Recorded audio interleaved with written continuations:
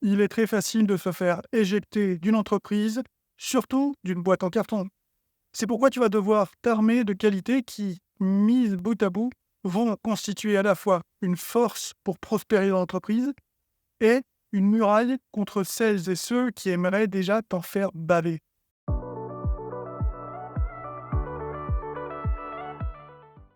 Avant de te révéler les 5 clés pour s'ancrer dans une boîte, je t'invite à t'abonner à la chaîne et à consulter mon site perso, ça fait toujours plaisir.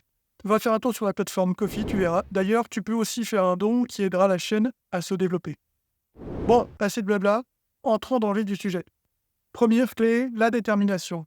Peu importe que tu entres dans une boîte avec l'idée de gravir les échelons, de marquer ton empreinte, ou simplement par nécessité, par curiosité, et même si tu vas en mode touriste, vas-y en montrant ta détermination.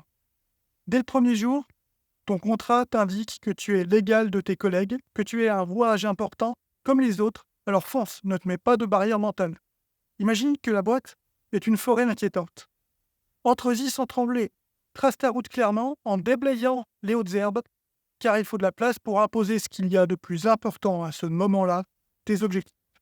Interdiction d'y aller mollement. Les objectifs, c'est trop important, donc tu les représentes comme un rocher, un gros roc, en convoi exceptionnel passant par un chemin que tu es en train d'assainir au fur et à mesure de ta progression. Voilà la détermination. Tu es la personne qui devance tes objectifs, les protège et fait tout pour qu'ils t'accompagnent sans répondre. Sur ce chemin, tu vas rencontrer des obstacles et des défis de la part de la boîte. Tu vas recevoir des projectiles, tu vas être interrompu, déstabilisé. On va essayer de te pousser hors du chemin. Tu vas tout faire avec abnégation et rien ne déviera le convoi exceptionnel. Tu dois t'ancrer au milieu de la forêt. Dans la clairière, c'est là que tu vas sanctuariser tes objectifs de vie. Mais il faut y arriver. Ensuite, on a les compétences. Je reprends la métaphore du chemin, sur lequel tu traînes ton roc, donc tes objectifs dans la vie. Pour qu'ils se réalisent, tu dois passer par ce chemin pénible. Ce chemin, c'est l'incertitude des premiers temps dans une boîte. Et si tu te fais balayer, tu n'as plus qu'à recommencer tout ce chemin dans une autre entreprise. Alors accroche-toi. Si tu as les compétences, tu vas pouvoir faire face aux difficultés du poste. En l'occurrence, sur le chemin, tu vas pouvoir t'arrêter et aider à résoudre telle ou telle tâche qui te sera demandée par la boîte. Si tu es capable, car ça fait partie de tes connaissances, tu auras la fluidité nécessaire pour t'acquitter des missions sans perdre de temps, sans te perdre toi-même dans quelque chose que tu maîtrises mal. Car si tu n'es pas à l'aise pour résoudre une tâche, que tu es déstabilisé à cet exercice, déjà tu risques d'être éjecté du chemin. Et en plus, tu y mettras tellement de temps et d'énergie que le convoi exceptionnel, il avancera sans toi. Au début, tu penseras le rattraper, puis il va s'éloigner et se perdre sur d'autres sentiers, s'évanouir. Quand tu te redresseras, quand tu seras seul sur le chemin, à errer sans but. Tu sortiras de ta poche un petit caillou qui représente un objectif mineur, celui de gagner de l'argent pour survivre. Tu avanceras toute ta vie avec comme seule certitude ce petit caillou. Troisième clé, l'empathie. Il y a plusieurs destins dans une boîte, plusieurs employés, en l'occurrence donc de nombreux chemins. Certains sont déjà dans la clairière, ont posé leur roc et ont construit un abri autour. Ce sont ceux qui sont définitivement ancrés dans l'entreprise. Tu remarqueras qu'il n'y a pas que des pièges sur ton chemin. Parfois, il y a des gens qui te viennent en aide. Oui, les chemins se croisent, tu vas le constater. Certains ne se croisent pas mais sont parallèles et tu peux les contempler. Sois bon avec les autres et ils te le rendront. Mais ne sois pas simplement bon pour obtenir quelque chose en retour. Fais-le naturellement. Tu as déjà beaucoup à faire pour te protéger des pièges de la boîte. Alors, ne te trouve pas des ennemis en plus. Si une personne surgit sur ton chemin et te demande de l'aide, tu dois avoir les ressources pour répondre positivement à sa requête. En comprenant les problèmes des autres et en les aidant, tu t'entraînes à relever n'importe quel défi. Tu t'entraînes à voir au-delà de ton propre chemin et du coup, tu prends conscience de ton environnement.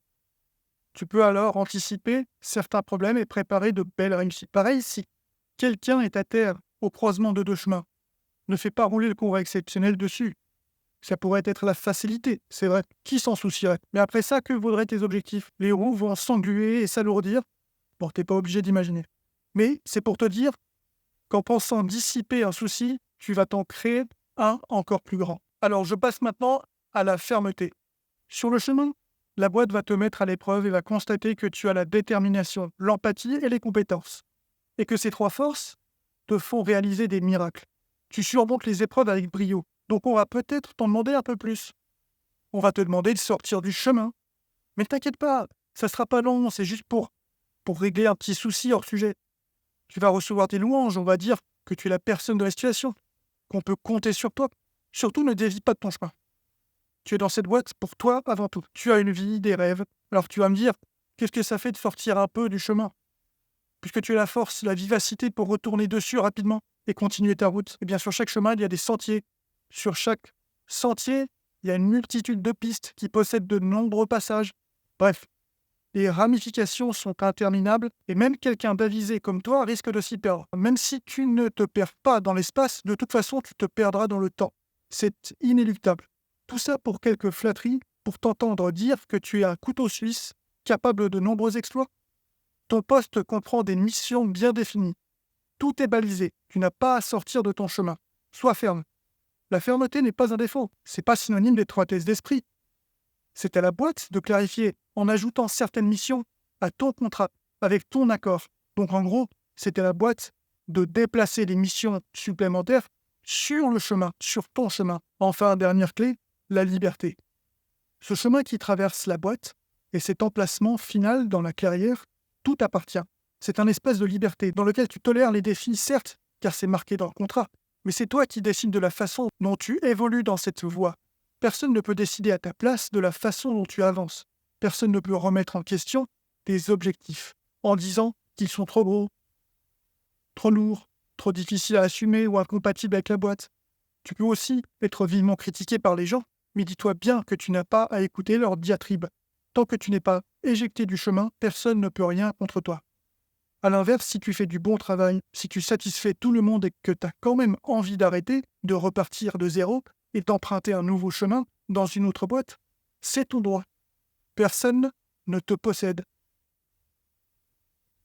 Donc voilà comment on s'ancre durablement dans une boîte. Je reprends. Détermination, compétence, empathie, fermeté, liberté. Avec ça, tu traces à coup sûr ton chemin. En balayant l'obscurité, tu parviens à destination dans la clairière. Et tu poses des objectifs. Tu leur construis un abri, des défenses, et tu t'installes durablement. Te voilà ancré dans la boîte. Les dangers, les défis, tu les vois venir à 2 kilomètres. Tu as une vue panoramique. T'as plus qu'à bosser sereinement. Voilà, j'espère que cette petite histoire du chemin à travers la forêt t'a plu et t'a inspiré. Si j'ai un dernier conseil à te donner, face à l'adversité naturelle qu'il peut y avoir dans une boîte, tu dois posséder les 5 clés. Courage à toi, je crois en ta réussite. Allez, à très vite.